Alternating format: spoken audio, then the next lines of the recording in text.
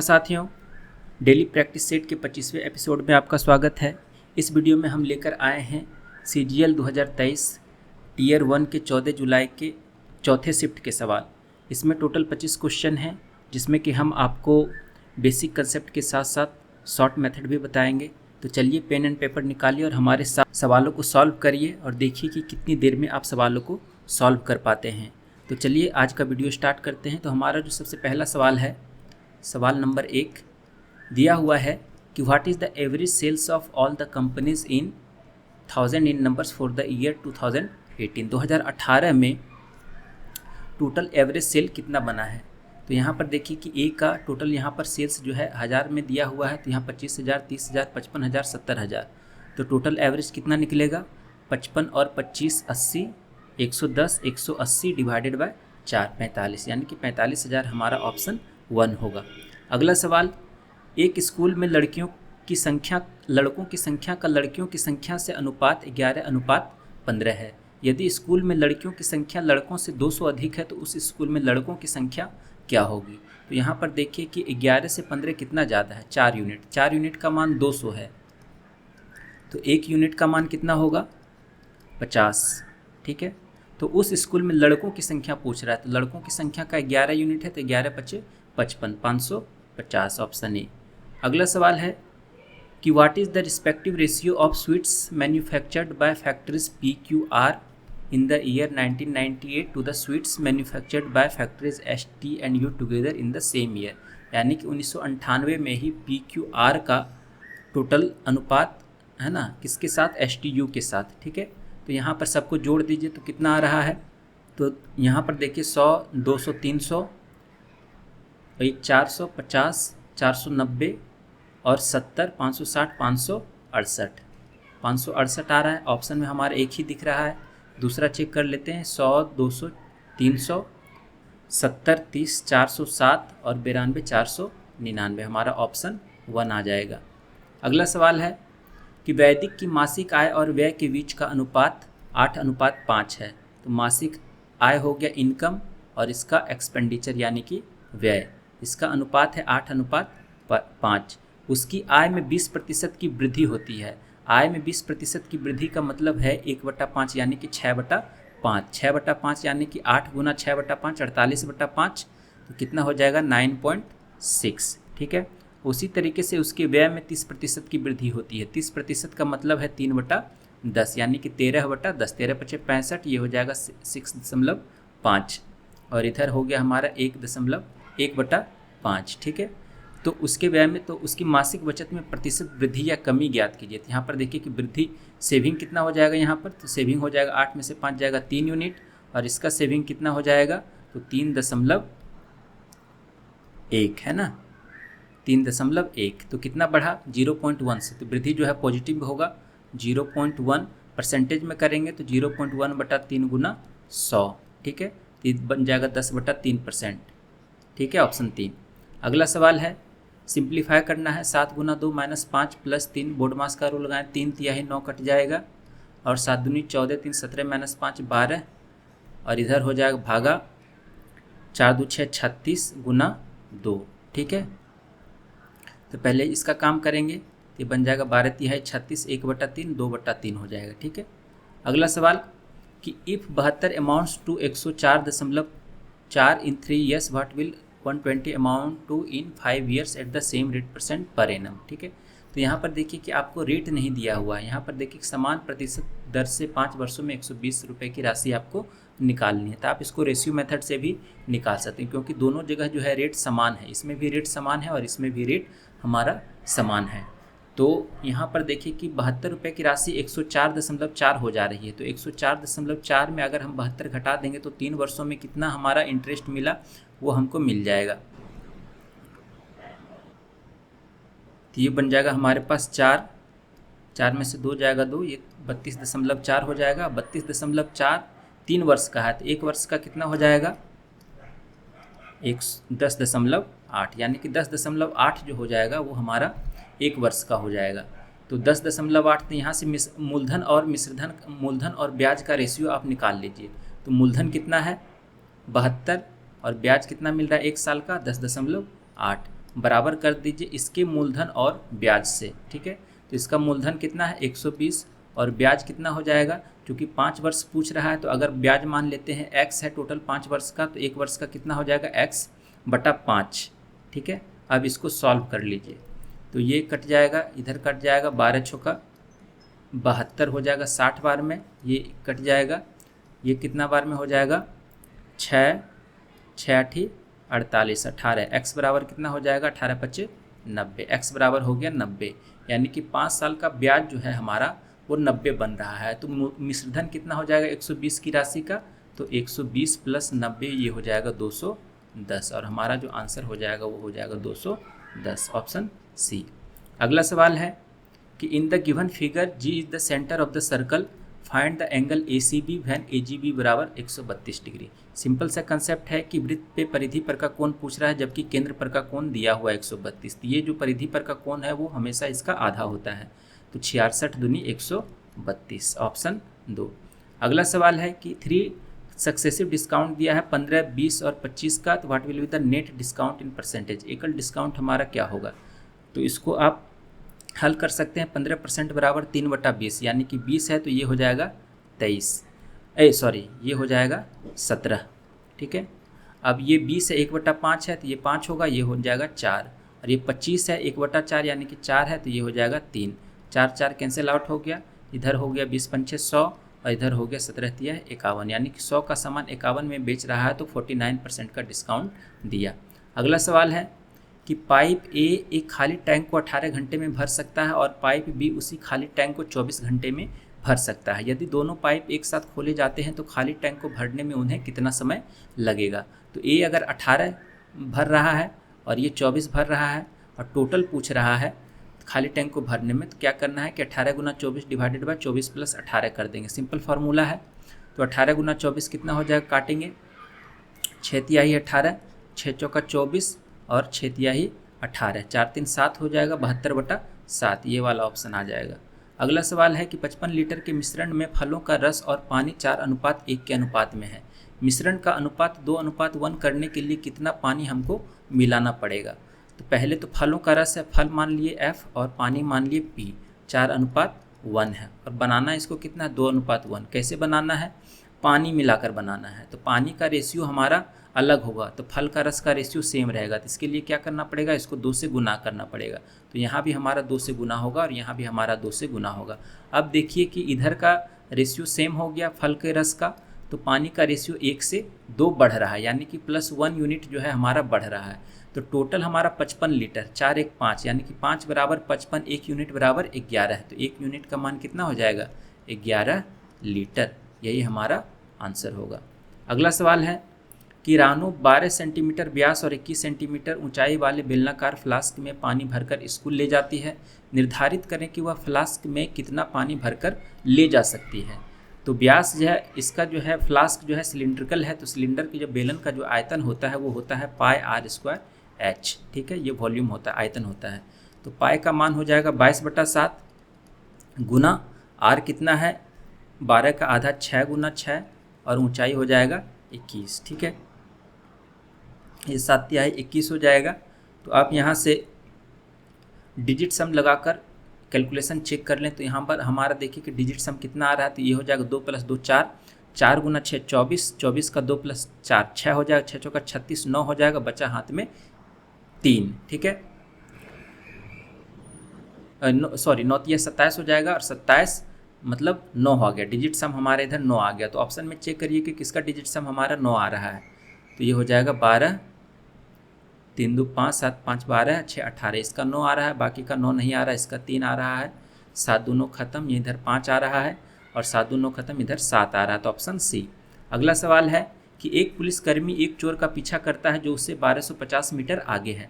पुलिसकर्मी और चोर क्रमशः 10 किलोमीटर प्रति घंटा और 8 किलोमीटर प्रति घंटा की गति से दौड़ते हैं। पुलिसकर्मी द्वारा पकड़े जाने से पहले चोर द्वारा तय की गई दूरी क्या होगी। ये पुलिसकर्मी है और ये यहाँ पर चोर जो उससे 1250 मीटर आगे, ये P है पुलिस और ये चोर है। ये 10 से दौड़ रहा है और ये 8 से इधर दौड़ रहा है, तो सेम डायरेक्शन में जा रहा है, तो स्पीड इसका क्या हो जाएगा, घट जाएगा। तो 1250 बटा समय कितना हो जाएगा 10-8 यानी कि 2 किलोमीटर प्रति घंटा। चूँकि ये किलोमीटर पर आवर में है तो इसको 5/18 से गुना करेंगे तो ये हमारा मीटर पर सेकंड में निकलेगा। तो इस कैलकुलेशन ये हमारा टी हो गया सेकंड में, ठीक है। तो ये हो जाएगा 1250 गुना 18 डिवाइडेड बाय 5 गुना 2। इसको ऐसे ही रहने देंगे क्योंकि हमारा कैलकुलेशन में बहुत कटम कुटी होगा। तो यहाँ पर देखिए कि पुलिसकर्मी द्वारा पकड़े जाने से पहले चोर द्वारा तय की गई तो चोर का स्पीड है 8 किलोमीटर पर आवर, ठीक है। तो 8 किलोमीटर पर आवर की गति से इतना सेकंड में वो कितनी दूरी तय करेगा। तो ये हो जाएगा हमारा डिस्टेंस, चोर का डिस्टेंस, CD चोर डिस्टेंस बराबर कितना हो जाएगा 8, चूँकि ये किलोमीटर पर आवर में है तो ये 5/18 हो जाएगा गुना 1250 गुना 18 डिवाइडेड बाय 5 गुना 2, ठीक है। यहाँ 5 से 5 कट जाएगा, 18 से 18 कट जाएगा और ये कट जाएगा हमारा 2 छः 12, 2 दूनी 4, 2 पंचे 10, तो 25 8 200 हो जाएगा हाथ में, तो 6 48 और 2 50 यानी कि 5000 मीटर मतलब 5 किलोमीटर। किलोमीटर में हमसे पूछा गया है। अगला सवाल है कि sec theta plus tan theta बराबर 5 है, तो देन सेक थीटा का मान क्या होगा। तो यहाँ पर देखिए कि sec theta plus tan theta का मान 5 है और sec square theta minus tan square theta बराबर 1 होता है, ठीक है। तो sec square theta minus tan square theta बराबर 1 होता है। तो a square minus b square पे अगर तोड़ेंगे तो ये sec theta minus tan theta into sec theta plus tan theta बनेगा। तो sec theta plus tan theta का मान 5 है, तो sec theta minus tan theta का मान कितना हो जाएगा, ये बराबर 1 हो जाएगा। तो sec theta minus tan theta का मान जो हो जाएगा वो 1/5 हो जाएगा। और यहाँ sec theta plus tan theta का मान दिया हुआ है, ठीक है। Sec theta plus tan theta का मान दिया हुआ है 5। तो अगर सेक थीटा निकालना है तो सेक थीटा बराबर क्या हो जाएगा 5 प्लस 1/5 का आधा, ठीक है। तो ये बन जाएगा 25 25 26/10, 26/10, ठीक है। जब भी इस तरह का सवाल आए जैसे कि x प्लस वाई है बराबर 5 है, x माइनस वाई बराबर 2 है, ठीक है, तो डायरेक्टली आप निकाल लीजिए x बराबर ये दोनों का जोड़ का आधा 7/2 और y बराबर कितना हो जाएगा 5 माइनस 2 3/2, ठीक है। तो इस तरीके से यहाँ पर निकाल 26/10 देखिए किस में आ रहा है, तो इसमें आ रहा है 25 25 26/2। इसको हालांकि तोड़ के दिया हुआ है ताकि आप कंफ्यूज रहें और आपका टाइम लग जाए, ठीक है। तो थोड़ा स्मार्ट तरीके से काम करना है। एक वृत्त में 14 सेंटीमीटर लंबी एक जीवा वृत्त के केंद्र से 24 सेंटीमीटर की दूरी पे है, तो वृत्त की त्रिज्या की लंबाई क्या होगी। तो यहाँ पर देखिए कि एक वृत्त बना लिया हमने और यहाँ से एक जीवा है, केंद्र पर जो है अगर इस पर लंब डालेंगे तो जीवा को 2 बराबर भाग में विभाजित करेगा। तो ये है 14 सेंटीमीटर जीवा है तो ये 7 हो जाएगा और इसका जो रेडियस हो जाएगा 7 24 25 का ट्रिपलेट बन रहा है 25 सेंटीमीटर। अगला सवाल है कि एक व्यक्ति धारा के अनुकूल 24 किलोमीटर नाव चलाने में 15 मिनट का समय लेता है। तो धारा के अनुकूल मान लेते हैं नाव का x और धारा का y है, तो x प्लस वाई है ना 16 बटा x प्लस वाई, समय जो लग जाएगा दूरी बटा चाल है ना, तो बराबर हो जाएगा 15 मिनट। 15 को 60 आवर में बदलें क्योंकि यहाँ पर किलोमीटर दिया हुआ, तो आवर में चेंज करेंगे तो 1/4 हो जाएगा, ठीक है। तो x प्लस वाई का मान हो जाएगा 64। अब दूसरा बोल रहा है कि ये जो 15 मिनट है वो 25% कम है, किससे, प्रतिकूल धारा में जो समय लग रहा है। तो 15 मिनट जो है मान लेते हैं कि प्रतिकूल धारा में टी लग रहा है, तो टी का 25% कम मतलब 75% मतलब 3/4। ये 5 बार में कट जाएगा तो टी का मान कितना आ जाएगा 20, ठीक है। तो 20 मिनट लग रहा है, तो 20/60 मतलब 1/3। तो प्रतिकूल में कितना लग जाएगा x माइनस वाई बराबर प्रतिकूल में कितना लग जाएगा, यहाँ से देखें कि 16/x माइनस वाई बराबर 1/3, ठीक है। तो x माइनस वाई कितना निकल के आ जाएगा 48, 16 तिया ही 48। तो यहाँ से x का मान निकल सकता है स्थिर जल में चाल। तो कैसे, अभी हमने आपको पिछले क्वेश्चन में बताया, तो x प्लस वाई दिया हुआ, x माइनस वाई दिया हुआ, डायरेक्टली कैसे निकालेंगे 64 प्लस 40 104 112/2, ये हो जाएगा हमारा 56 किलोमीटर पर आवर।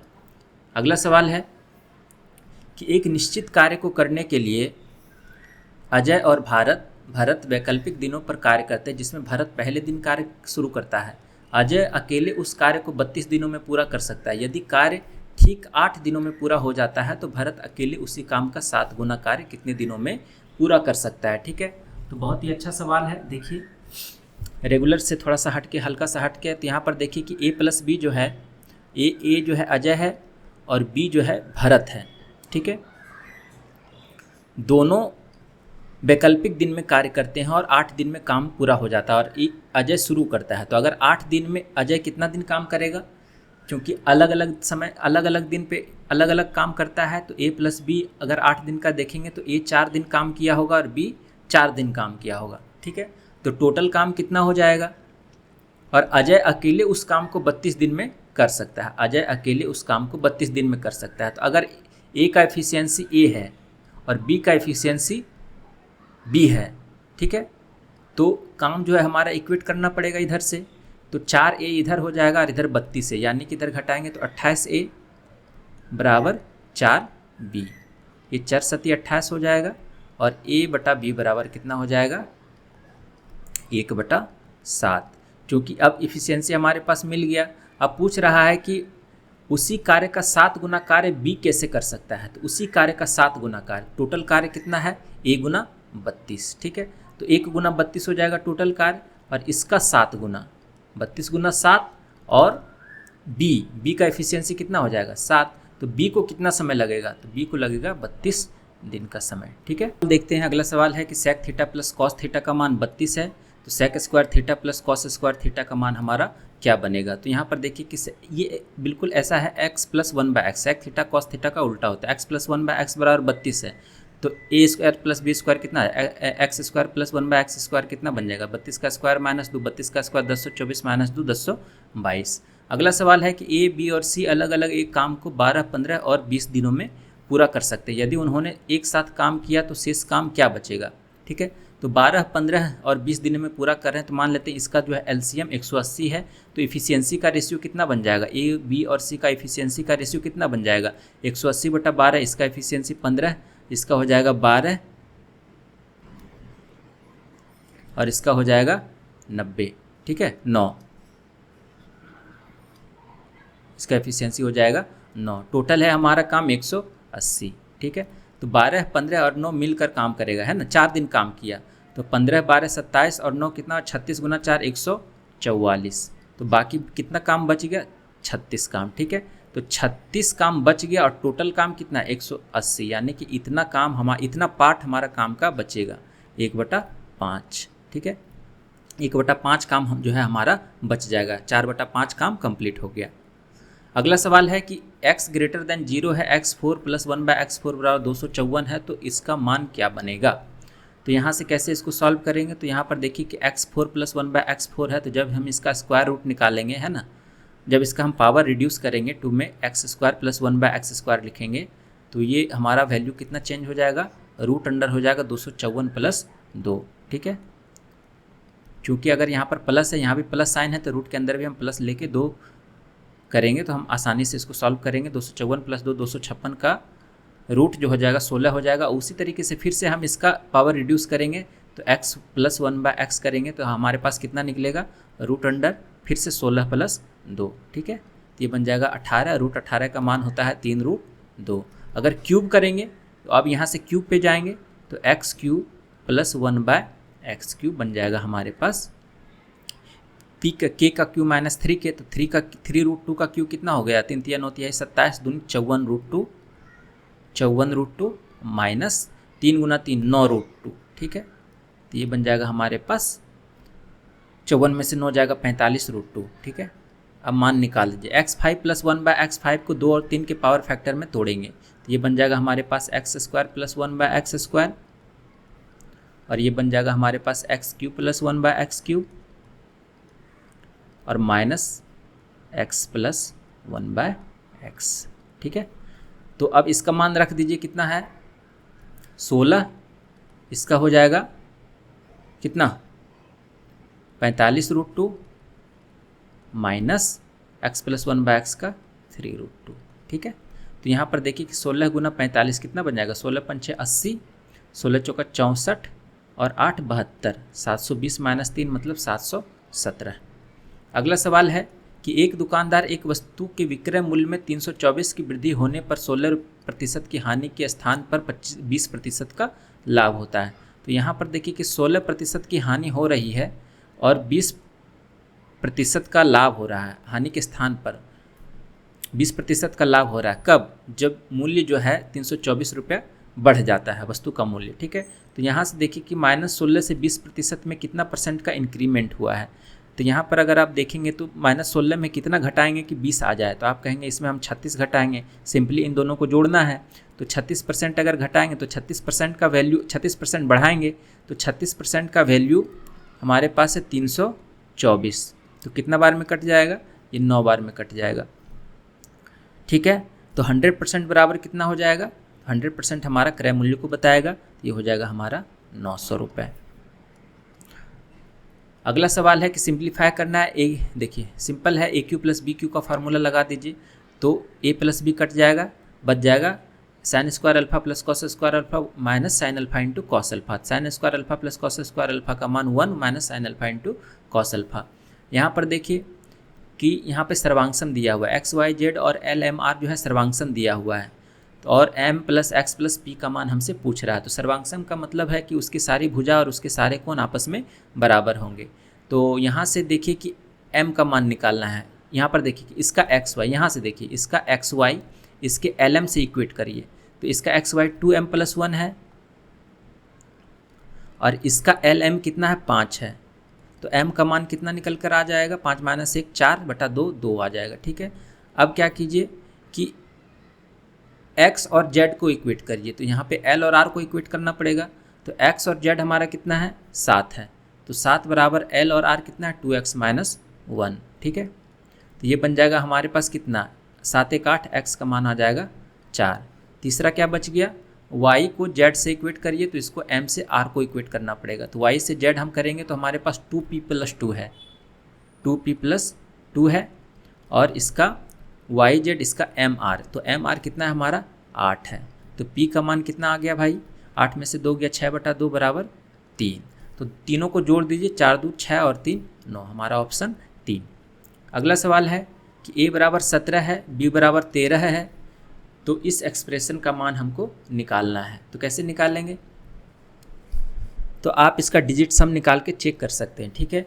तो ए का डिजिट सम कितना आ रहा है? 8 आ रहा है और b का डिजिट सम आ रहा है 4। तो a का मान 8 रखिए, 8 का क्यूब 512 और फिर 512 का क्यूब 512 का डिजिट सम कितना हो जाएगा? 5 2 7 और 1 8, ठीक है। फिर b क्यू का 64, इसका डिजिट सम 1 माइनस 3 गुना ए स्क्वायर, 3 गुना 64, 64 तिया 192, ठीक है। 192 का 9 2 11 और 1 12, ये हो जाएगा 3 गुना 4 12, ये हो जाएगा 3, ठीक है। अब प्लस 3 गुना ए 8 तिहाई 24 मतलब 6 और गुना 16, तो 6 1 7 6 7 42 4 2 6 हो जाएगा। तो डिजिट सम हमारा कितना? 6 8 14 में से 4 जाएगा हमारे पास 10 और इसका डिजिट सम 1, ठीक है। 1 + 0 1। तो यहाँ पर देखिए कि किसका 1 आ रहा है, तो आपको पता चल जाएगा कि ऑप्शन सिर्फ डी का ही डिजिट सम हमारा 1 आ रहा है। तो इस हिसाब से हम ऑप्शन चेक कर सकते हैं। अगला सवाल है सिंप्लीफाई द गिवन एक्सप्रेशन। तो सिंप्लीफाई करना है इसको कैसे? सबसे पहले ऑफ का काम करेंगे, तो 3 दूनी 6 तिहाई 18, ठीक है। 3 दूनी 6 हो जाएगा और 6 तिहाई 18, 3 गुना 5 15, अब प्लस 72, इसका काम करेंगे 18 दूनी 36 हो, 36 दूनी 72 और 2 गुना 3 6 हो जाएगा, माइनस ये हो जाएगा 4 दूनी 8 और ये हो जाएगा 1 15 6 21 माइनस 1 20। अगला सवाल है कि the age of Gyanendra and Arvind are in the ratio 6:5 है। If the sum of their age is 55 years then what will be the ratio of their ages after 7 years from now, ठीक है। तो नौ हमारा जो है वर्तमान एज हमारा आयु का अनुपात है, ज्ञानेंद्र का जी मान लेते हैं और अरविंद का ए मान लेते हैं, तो ये 6:5 है। और टोटल सम जो है 55 है, तो 11 इकाई बराबर 55, 1 इकाई बराबर 5, तो ये हो जाएगा 30 और ये हो जाएगा 25, ठीक है। तो 7 वर्ष बाद कितना हो जाएगा? तो 7 वर्ष बाद हो जाएगा हमारा 37:32। तो ये हो गया हमारा ऑप्शन 2। ठीक है दोस्तों, तो आज के हमारे सवाल जो है यहीं पर ख़त्म हुए। 25 के 25 सवाल हमने आपको कराए। सवालों को सॉल्व करिए और देखिए कि आप कितने समय में सॉल्व कर पाते हैं। तो ये सारे सवाल जो है हमारे यूट्यूब चैनल के कम्युनिटी पोस्ट में भी अपलोड किया जाते हैं, वहाँ पर भी आप प्रैक्टिस कर सकते हैं। और अगर वीडियो पसंद आया है तो चैनल को लाइक और ज़रूर करें, सब्सक्राइब करें। और आपका एक सब्सक्राइब, आपका एक लाइक हमारे लिए बहुत ही मायने रखता है। तो चलिए फिर मिलते हैं नए वीडियो में नए जोश के साथ। तब तक के लिए धन्यवाद, नमस्कार।